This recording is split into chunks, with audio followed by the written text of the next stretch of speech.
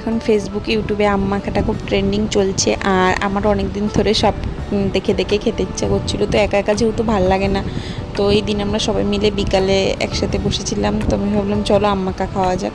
তো আম মাখতে যা যা লাগে, একটু লবণ, একটু লঙ্কার গুঁড়ো, যেহেতু বেশি ঝাল খেতে পারি না আমি, তাই সব কিছু অল্পই নিয়েছিলাম। চিনি, লবণ, লঙ্কা আর দুটো কাঁচা লঙ্কা নিয়েছিলাম, আর এখানে কাসুন্দিও নিয়েছিলাম।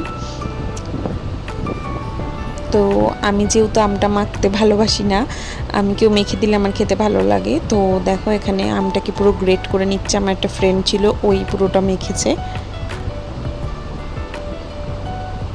আমি ধরেছিলাম যেহেতু পিছলে যাচ্ছিল।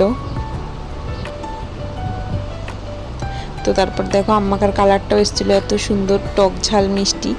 আমার তো খুব ভালো লেগেছে। কে কে আমার মতো আম মাখা খেতে ভালোবাসো অবশ্যই আমাকে কমেন্ট করে জানিও।